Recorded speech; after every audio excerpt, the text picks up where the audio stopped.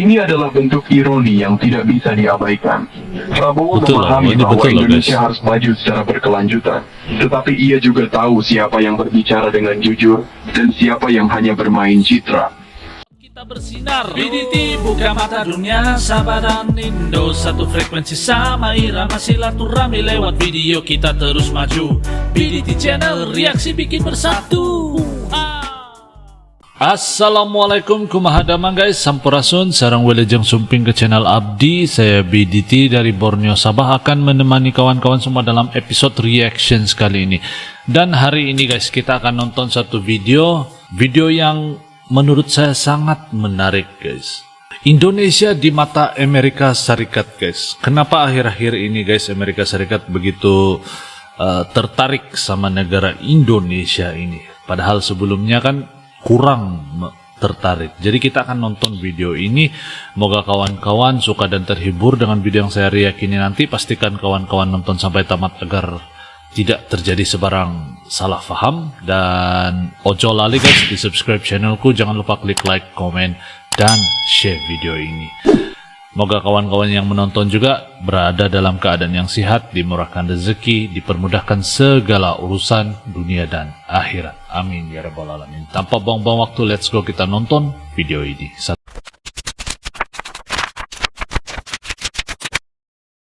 Jika kita melihat situasi global saat ini, perhatian Amerika dan Eropa terhadap Indonesia bukan sekadar basa-basi.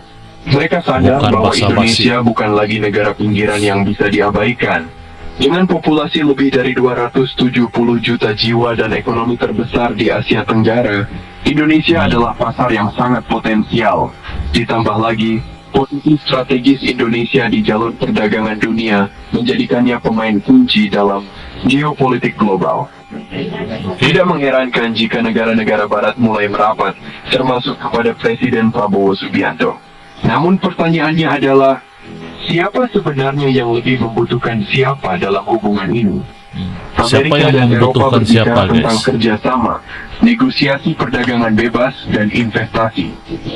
Itu hal yang baik, tetapi jika kita melihat lebih dalam, jelas bahwa mereka membutuhkan Indonesia lebih dari yang mereka akui. Negara-negara barat membutuhkan pasar Indonesia untuk menjual produk mereka. Mereka ingin investasi mereka mengalir masuk, memastikan jalur perdagangan tetap aman, dan menjaga stabilitas kawasan Indo-Pasifik. Sementara itu, Indonesia memiliki kebebasan untuk memilih dengan siapa kita akan bekerja sama. Presiden Prabowo memahami ini dengan baik. Ia bukan pemain yang hanya mengikuti arus, tetapi seorang strategis yang memainkan catur, bukan dadu. Bagi mereka yang berpikir bahwa Indonesia akan tunduk begitu saja, mereka salah besar. Prabowo tidak sekadar menerima setiap tawaran tanpa syarat. Ia memahami bahwa Indonesia memiliki daya tawar yang kuat. Negara-negara ini mendekat karena mereka tahu bahwa Indonesia adalah peluang besar, tetapi kerjasama yang mereka tawarkan harus saling menguntungkan.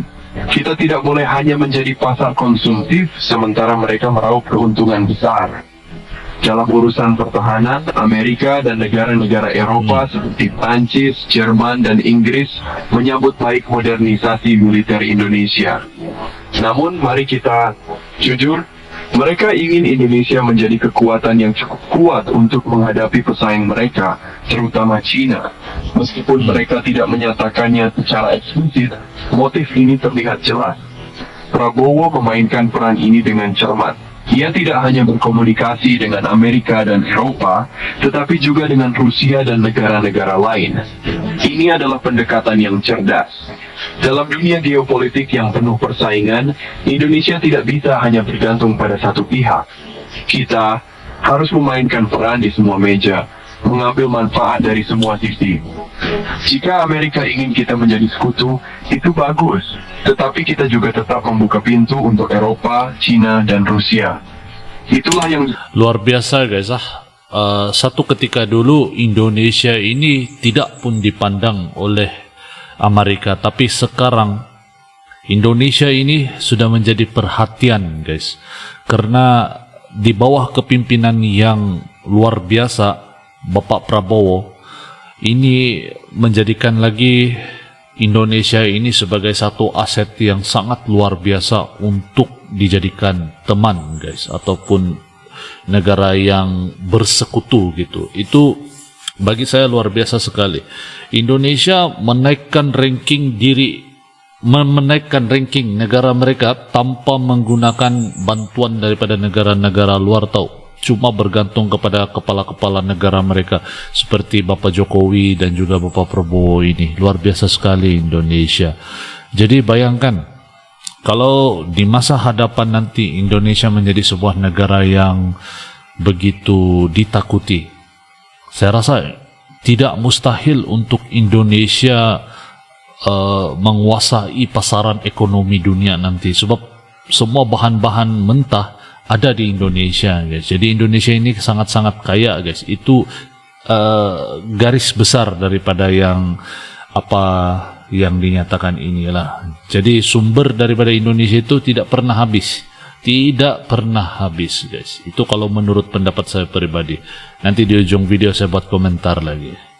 Tersebut menjaga keseimbangan. Beberapa pihak mungkin khawatir bahwa strategi ini berisiko, bahwa Indonesia bisa ditinggalkan jika bermain di semua sisi. Tetapi justru sebaliknya, pendekatan ini meningkatkan posisi Indonesia di mata dunia. Kita tidak lagi menjadi negara yang hanya mengikuti arus, melainkan negara yang menentukan langkahnya sendiri. Dan inilah yang menjadikan Indonesia lebih dihormati. Ketika negara-negara barat berbicara tentang perlunya Indonesia mengurangi emisi, menghentikan deforestasi, dan beralih ke energi terbarukan, itu terdengar baik. Namun, mari kita lihat realitasnya. Berapa ratus tahun mereka mengeksploitasi sumber daya kita? Berapa banyak kerusakan lingkungan yang mereka tinggalkan di negara-negara berkembang? Sekarang mereka datang dengan standar tinggi seolah-olah kita yang bersalah. Ini adalah bentuk ironi yang tidak bisa diabaikan. Prabowo memahami bahwa Indonesia harus maju secara berkelanjutan. Tetapi ia juga tahu siapa yang berbicara dengan jujur dan siapa yang hanya bermain citra. Kita tidak menolak kemajuan, tetapi kita juga tidak ingin terus-menerus menjadikan kambing hitam atas permasalahan global yang mereka ciptakan. Kita sering mendengar negara-negara barat berbicara tentang hak asasi manusia, demokrasi, dan transparansi. Itu hal yang baik, dan Indonesia harus terus memperjuangkan nilai-nilai tersebut. Namun, mari kita lihat realitasnya. Negara-negara yang paling vokal dalam mengkritik HAM di negara lain seringkali menutup mata terhadap pelanggaran HAM yang dilakukan oleh sekutu mereka sendiri. Kritik mereka seringkali selektif dan bermotif politik. Prabowo memahami ini. Baginya, yang lebih penting adalah menjaga stabilitas dalam negeri dan melindungi kepentingan nasional. Apa gunanya demokrasi jika rakyat kelaparan? Apa gunanya transparansi jika kita terus-menerus kalah dalam persaingan global? Betul. Ini bukan berarti kita menolak prinsip-prinsip demokrasi, tetapi kita harus menerapkannya dengan cara yang benar-benar menguntungkan rakyat, bukan hanya untuk memenuhi tuntutan dari luar. Indonesia bukan lagi negara yang hanya bisa disuruh-suruh. Dalam konteks Indo-Pasifik, semua kekuatan besar memiliki kepentingan di kawasan ini, dan Indonesia berada tepat di tengah-tengahnya. Kita memiliki jalur laut yang strategis, sumber daya alam yang melimpah, dan potensi ekonomi yang luar biasa. Ini yang macam saya cakap tadi, Prabowo menyadari bahwa Indonesia tidak boleh hanya menjadi penonton dalam dinamika global. Kita harus menjadi pemain utama. Ini tercermin dalam cara ia menangani kebijakan perdagangan. Ia tidak hanya menekankan perlunya pasar luar bagi produk Indonesia, tetapi juga memastikan bahwa kerjasama ekonomi yang dilakukan harus saling menguntungkan. Jika ada investasi asing, itu harus menciptakan lapangan kerja bagi rakyat kita, bukan hanya memperkaya pihak luar. Negara-negara barat yang sekarang berbicara tentang kerjasama dengan Indonesia adalah pihak yang sama yang selama ratusan tahun mengeksploitasi negara-negara berkembang. Mereka membangun industri mereka di atas sumber daya kita, lalu sekarang datang dengan standar tinggi seolah-olah mereka peduli. Ini adalah bentuk kemunafikan yang harus kita sadari. Namun, kita tidak perlu membalas dengan kebencian. Sebaliknya, kita harus membalas dengan kecerdasan. Dunia ini memang tidak adil, tetapi kita harus tahu bagaimana memanfaatkannya. Jika mereka ingin bekerja sama, kita harus memastikan bahwa mereka membawa manfaat nyata bagi kita, bukan hanya janji-janji kosong. Indonesia tidak akan menjadi korban lagi. Apa yang harus kita lakukan? Sebagai bangsa, kita harus melakukan beberapa hal penting. Pertama, dukung diplomasi yang cerdas. Prabowo memiliki visi untuk menjadikan Indonesia mandiri, kuat, Betul. dan dihormati. Itu membutuhkan kerja keras, tetapi sangat mungkin untuk dicapai. Kedua, Alhamdulillah. jaga kedaulatan kita. Jangan sampai kita terlalu bergantung pada satu negara atau blok kekuatan. Kita harus terus memainkan posisi strategis kita di panggung dunia. Ketiga, pastikan kerjasama yang menguntungkan rakyat.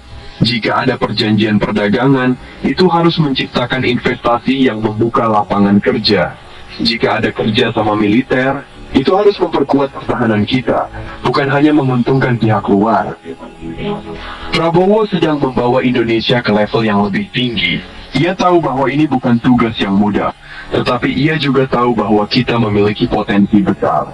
Kita memiliki sumber daya, posisi strategis, dan rakyat yang mau bekerja keras. Dunia mulai melihat Indonesia dengan cara yang berbeda. Jika Amerika dan Eropa datang mendekat, itu bukan karena mereka baik hati, tetapi karena mereka tahu bahwa kita kuat. Jika mereka ingin bekerja sama, mereka harus datang dengan rasa hormat. Indonesia yang sekarang bukan lagi negara yang bisa dianggap remeh. Betul. Kita adalah negara besar yang akan terus tumbuh dan Merinding, menjadi guys, kekuatan dengar yang nih. diperhitungkan di panggung dunia. Oke guys, jadi demikian video yang baru kita nonton bareng guys. Jadi Bapak Prabowo ini adalah seorang visionary guys, dan negara-negara luar mulai mendekat sama Indonesia karena kedudukan strategik dan juga bahan mentah yang cukup banyak, bahan-bahan yang bisa digunakan untuk kemudahan ataupun kemajuan gitu, teknologi sangat banyak di Indonesia seperti nikel, banyak batu bara. Jadi Indonesia itu sebenarnya negara yang cukup sempurna kalau menurut saya. Kedudukan sejak sudah strategik. Bahan bahan-bahan mentah gitulah yang kalau negara lain perlu import lagi. Kalau di Indonesia gak perlu, semua sudah ada. Batu bara, nikel, daripada minyak, semua ada di Indonesia. Rakyat yang mau bekerja keras untuk negara. Jadi ini semua digabungkan membuatkan Indonesia itu sangat cocok untuk dijadikan negara yang maju gitu, negara yang seharusnya didekati oleh negara-negara luar.